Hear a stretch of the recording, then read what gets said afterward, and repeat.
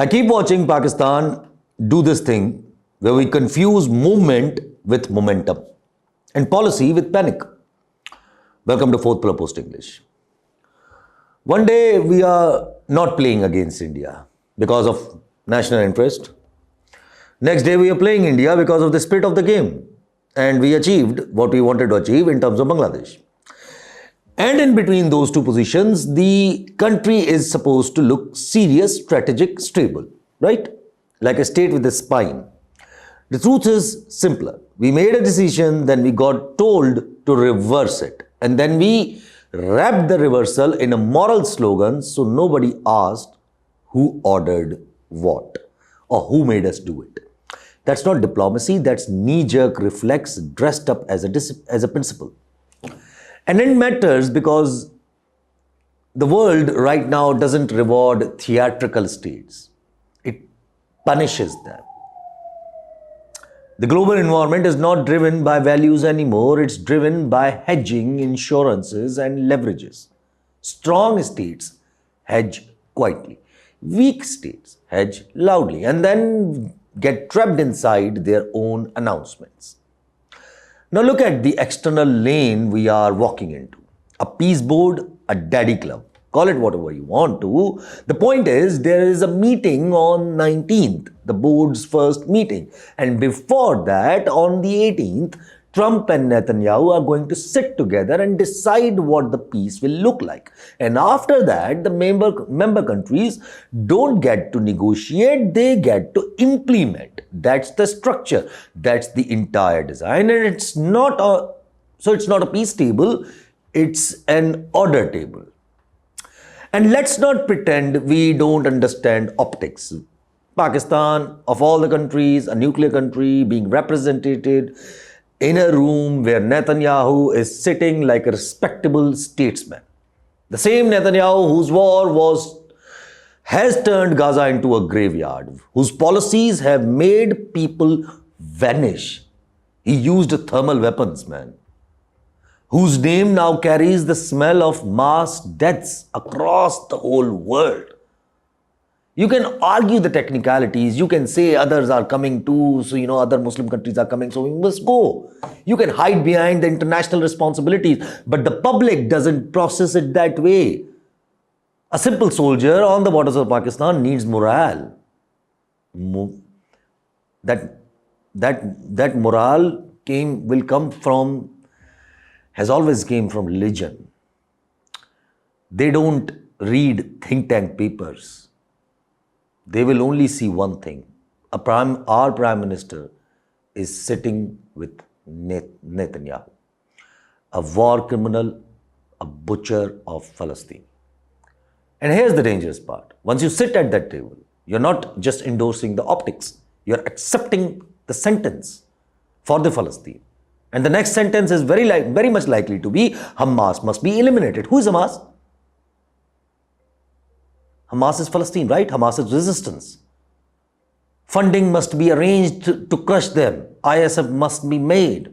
Troops must be contributed directly or indirectly to stabilize Gaza, in short, to crush the people who are remaining. That's it. And Pakistan will join that.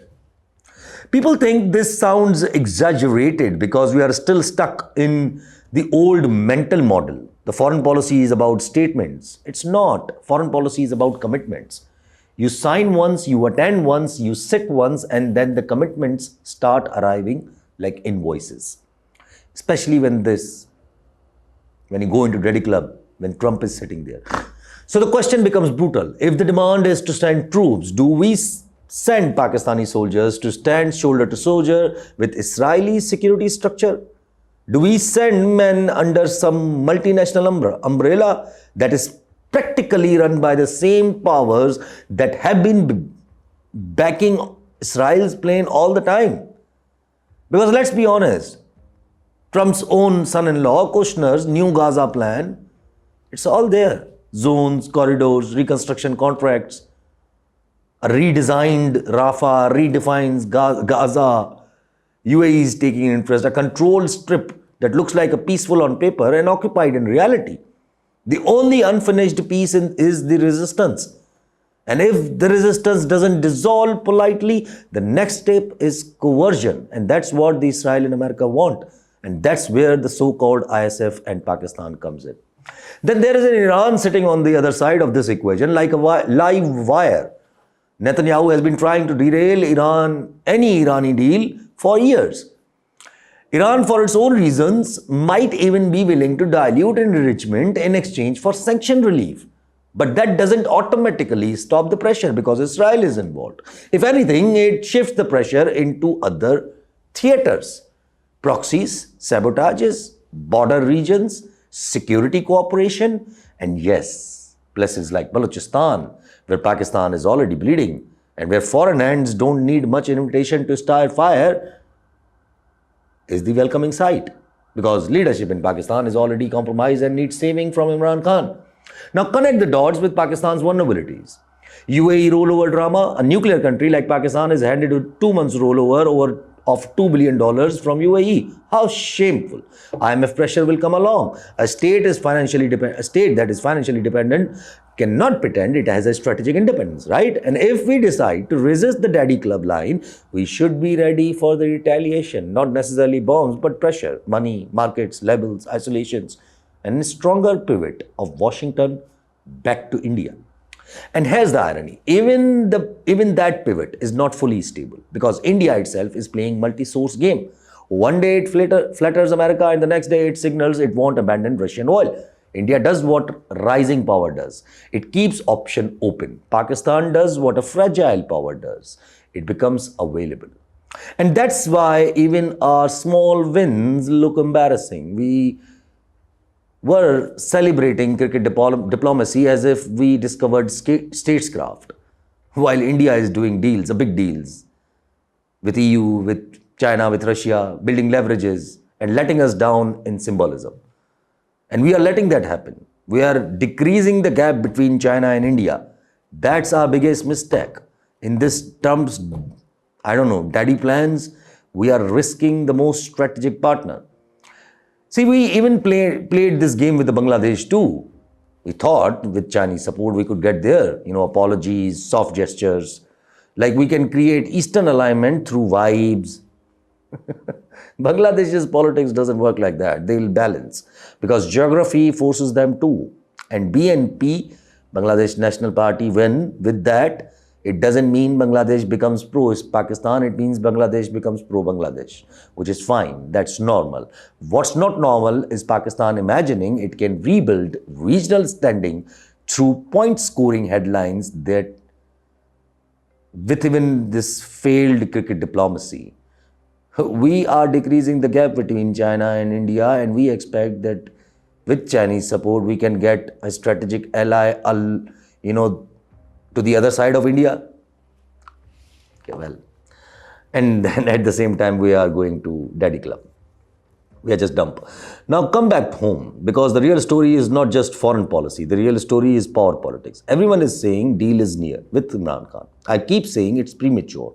What you're seeing is not a deal. You are seeing roads being searched, and roads being searched does not mean that destination exists or will come. There are two separate entities, Khan and PTI. PTI is signaling compliance through proxies. We will not march, we will not storm Islamabad, naming the Abdul Ghafoor Anjum for Imran Khan's eye, which is a big blunder at the part of the government because Imran Khan could lose an eye. And, you see the party trying to look like a good boys, in short, because the party understands the temperature and the party is following the Gandhigiri because that's what they need, especially with this blunder of Imran Khan's eye. But the Khan is not party press release. Khan is a political personality with its own logic, his own grudges and his own red lines. And then when those two logics clash, party survival versus leader's instinct, you don't get stability, you get friction. Now add the health crisis. It's not just illness news, it's a trigger. 85% of the eyesight of one eye has been gone. Can you imagine Pakistan can do this to such a leader and such a personality who has done so much for the Pakistan? it's so shameful. It's so personal. See, it's the kind of trigger that forces institutions to move even when they don't want to. Because if something happens to him under the custody, it doesn't stay in a court matter. It becomes a national rupture at a time when the state is already overstretched and you have enemies all over: Afghanistan, India, Israel, UAE, Iran. And the handling of the health issue has been so clumsy that it actually exposes the deeper truth. Control is not unified. Information is leaked. First, it was denied, then it was downplayed, then they said procedure has happened, and then they say he's fined. And then suddenly court got involved, and then 3-hour meeting happened, and then suddenly the concerns are doubled because 85% of the eyesight has gone. If this was confident system, it would act fast because it's an emergency, clean, transparency. Instead, you see delays, time-buying tactics, a preferences for controlled hospitals, controlled narratives, controlled access. Shaukat Khanum and Zaman Park are obviously politically uncontrollable symbols, so they will not send there. Al-Shifa is a manageable facility, so that's where they sent, or that's where they're thinking about sending Khan. But what? Ask yourself. They'll send Khan to Al-Shifa, they'll give him treatment, and then send him back to jail. That's not medicine, that's governance by containment. Because they're trying to crack a deal and Khan will not. So trying to contain and keeping him close. But obviously they won't be able to. See, and it reveals something else. All of this reveals something else. The fight is not just Khan versus establishment. It's Khan ko chodo versus Khan ko chhod do. Release him or write him off. Bring him out because you need him, or why bring him out at all because we don't need him. Two very different calculations with the two very different mindsets. And I keep coming back to the same point. With same thinking at the top, you cannot produce a durable settlement. You can only produce a temporary firefighting. You can shift him to a hospital, to a house, or even to a Banigala or to Zaman Park, but the second he speaks, the temperature changes, and the second public feels a morale boost, they stop cooperating with your cooling strategy. They will leave the Gandhigiri aside. And that's why some people want him out, but silently, because they have their other motives. You know, hurting the new and unnatural power structure after the 27th Amendment, Article 243 and the tweaks. And that's why they will keep pushing solutions that look like treatment, but behave like containment. And now layer the internal cracks that people pretend don't exist. There is a pressure inside the power structure, sir. Postings are frozen, positions are stuck, a layer in hierarchy has gone. You know, where's the 4-star general? A centralization problem that keeps getting denied because admitting it would confirm weakness. You can call it in how contradictory signals are leaking. One minister takes a nationalist tones and other signals dependence. One voice threatens constitutional engineering and another whispers neutrality. On one side, praises America publicly, Prime Minister, Field Marshal, and the other side complains about America chungal on camera. Like Khwaja Asif in an assembly, a defense minister, a boss of a Field Marshal. And when you see ethnic and regional nerves exposed, Achakzai versus Khwaja Asif, Pakhtun versus Punjabi grievances. It's not just politics. That's the kind of tensions institutions fear the most, especially establishment that is in Pakistan, because establishment in Pakistan has been controlled by Pakhtun and Punjabis. And if they both fight, it can split loyalties.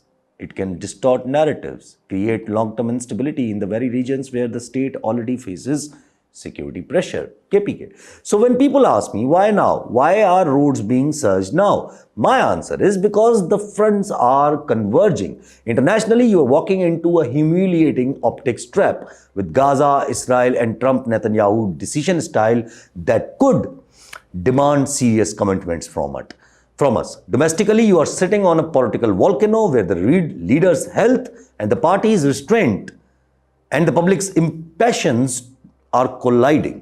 Institutionally, you have an internal structure that looks like it is trying to centralize power at the exact moment it needs broader legitimacy. Economically, you are squeezing the public in the dumbest way possible. Because yes, even the energy story is the same story. When bankers start acting like economists, auditors starts acting like statesmen, you get policies that are financially justified and economically suicidal. Net metering becomes the villain because it's the easiest thing to attack. But the real villain is upstream, IPPs, bad contracts, line losses, monopoly structures, corruptions, and the capacity mess where electricity is produced but not efficiently delivered. So instead of shutting the tap at the source, we punish the consumers and call it reform. The rich will go off grid, the middle class will get crushed. Investment confidence will die, and then the state will wonder why economic activity doesn't grow in Pakistan. That's the Pakistani pattern. Avoid structural fights, pick symbolic fights. And now we are doing it everywhere. Cricket symbolism, Bangladesh symbolism, Gaza symbolism, peace board symbolism, national government symbolism. But the machine underneath is loosening, like a toy held together by bolts. One bolt comes loose, the whole thing collapses, not because it wasn't shiny, but because it was mechanically dishonest. So here's where I land. I don't see a clean deal. I see forced movement. I see pressure. I see road searching. I see go-betweens. I see courts being used to create procedural cover. I see system trying to buy time, but I also see something else.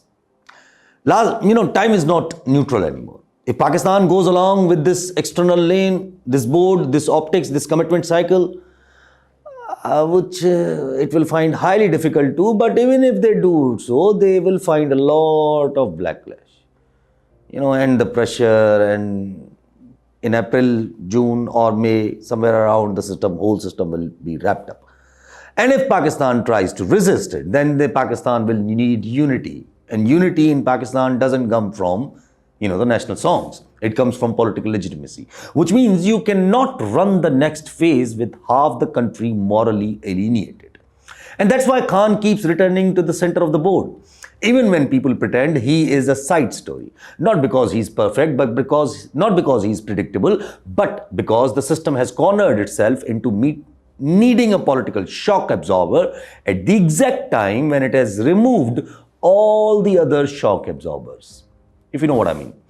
So either the state genuinely recalibrates, stops becoming available, stops chasing optics, stops, outsourcing strategy to personalized ties and builds a balanced posture, or it keeps doing the same thing, what it's doing. Firefighting at home, signing away room abroad, and hoping the public stays asleep long enough for the invoices to be paid quietly. And that hope in this environment is not a plan. It's a trigger waiting to happen. मेरा नहीं ख्याल record हुआ है.